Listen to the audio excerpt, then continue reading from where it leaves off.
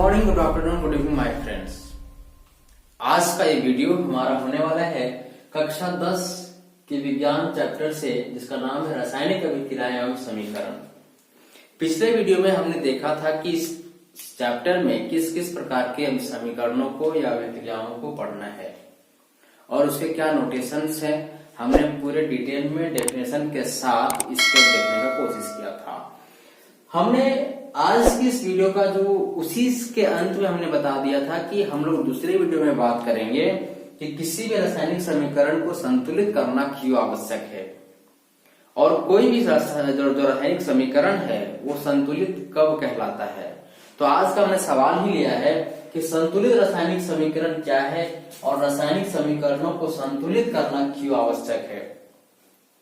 तो पहला जो क्वेश्चन है मेरा कि संतुलित रासायनिक समीकरण क्या है।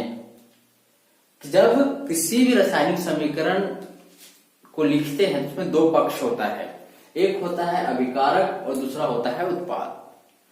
तो अभिकारक में हमने जितना लगाया था उतना हमको उत्पाद में मिलना चाहिए।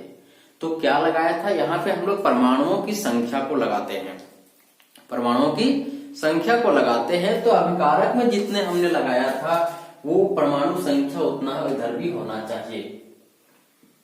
जितना अभिकारक में परमाणुओं की संख्या थी उतना अगर उत्पाद में हो जाता है तो वो रासायनिक समीकरण संतुलित कहलाता है। लेकिन अब यहाँ पे बात है कि किसी भी रासायनिक समीकरण को संतुलित करना क्यों आवश्यक है। तो द्रव्यमान संरक्षण का नियम कहता है कि अगर किसी भी रासायनिक समीकरण संपन्न हुआ है, कोई भी रासायनिक समीकरण अगर संपन्न हुआ है तो उसमें ना तो हम द्रव्यमान को बनाते हैं और ना ही उसका हम विनाश कर सकते हैं। तो द्रव्यमान संरक्षण के नियम के अनुसार किसी भी रासायनिक अभिक्रिया में ना तो द्रव्यमान को बनाया जाता है या बना सकते हैं और ना ही उसका विनाश कर सकते हैं। अतः अभिकारक पक्ष और उत्पाद पक्ष में परमाणुओं के तत्वों के जो परमाणुओं की संख्या होगी वो बराबर हो जाए, इस कारण से हम इसको संतुलित करेंगे। ठीक है, तो यहाँ पे कहता है कि यदि किसी रासायनिक अभिक्रिया में अभिकारकों तथा उत्पादों के परमाणुओं की संख्या समान हो वह संतुलित रासायनिक समीकरण कहलाता है। और रासायनिक समीकरणों को संतुलित करना आवश्यक है क्योंकि द्रव्यमान संरक्षण के नियमानुसार किसी भी रासायनिक अभिक्रिया में द्रव्यमान का ना तो निर्माण होता है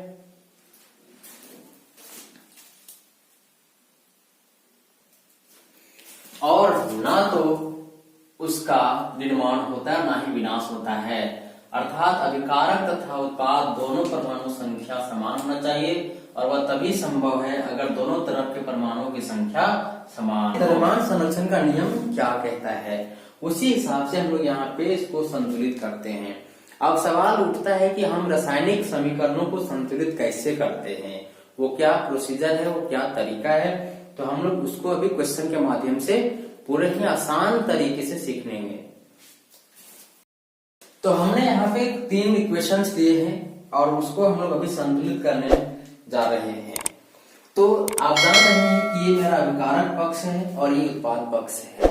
तो इंग्लिश में इसको बोलते हैं रिएक्टेंट, ये मेरा है प्रोडक्ट। यहाँ पे कैसे वो तरीके होते, कैसे हम करेंगे कि बहुत ही आसानी से ये बन जाएगा। तो इसके लिए फोकस इस बात पे करना होता है कि हम एक एक करके तत्वों पे ध्यान देंगे। ठीक है, यहाँ पे मेरा है NaOH, इसको बोलते हैं सोडियम हाइड्रोक्साइड। ये है मेरा H2SO4, इसको बोलते हैं सल्फ्यूरिक अम्ल। ये है मेरा सोडियम सल्फेट और ये है मेरा जल। तो यहाँ पे Na पे ध्यान देंगे, ध्यान से देखिए। ठीक है, तो Na पे यहाँ पे अगर हम ध्यान देते हैं, देख लें कि Na मेरा लगाए थे 1, ठीक है, कुछ नहीं है तो 1 है और ये मेरा है यहाँ पे बना है 2। इसका मतलब ये हुआ कि सोडियम में 2 लगाए थे, 1 लगाए थे और बन गया है 2। तो सबसे पहले सोडियम के परमाणुओं की संख्या को बराबर करना होगा। तो बराबर करने के लिए हम लोग क्या करते हैं, यहाँ पे नहीं बिठाते बल्कि इसके बगल में बिठाते हैं, इसके बगल में बिठाते हैं। तो चलिए इसको लिखते हैं कि सोडियम हो गया 2। अब आते हैं ऑक्सीजन पे। ऑक्सीजन 2 यहाँ हो गया है और 4 यहाँ 6 है, लेकिन यहाँ पे ऑक्सीजन बना है 4 और ये 2, 1 यहीं पे बना 5 बना है। अगर हम यहाँ पे 2 बिठा दे तो 2 ऑक्सीजन और ये 4 कुल मिला के हो जाएगा 6। तो ऑक्सीजन का काम हो गया खत्म। अब आते हैं हाइड्रोजन पे। तो हाइड्रोजन जो है वो मेरा यहाँ पे 2 है, 2 यहाँ पे हो गया 4। हाइड्रोजन यहाँ पे देखिए 2 दूना 4, 2 दूना 4 ऑलरेडी बन चुका है, इसमें कुछ भी नहीं करना है। सल्फेट यहाँ पे सल्फर, ये सल्फर ऑक्सीजन 4, इसका काम हो चुका है। तो हम इस प्रकार से देख रहे हैं कि बहुत ही आसान तरीके से ये जो रासायनिक समीकरण है वो संतुलित हो गया। आगे आ जाते हैं इस पे। तो ये है नाइट्रिक अम्ल। क्या है ये? नाइट्रिक अम्ल। ये है कैल्शियम हाइड्रोक्साइड और बना है कैल्शियम नाइट्रेट प्लस जल। ठीक है, तो यहाँ पे एक एक करके फोकस फिर से करेंगे। यहाँ देख रहे हैं कि ये हाइड्रोजन 1 लगाए थे, 1 यहाँ पे है और 2 यहाँ पे है। कितना लगाए? 3। 1 यहाँ पे है और 2 यहाँ पे है, कितना लग गया? 3 हो गया ना।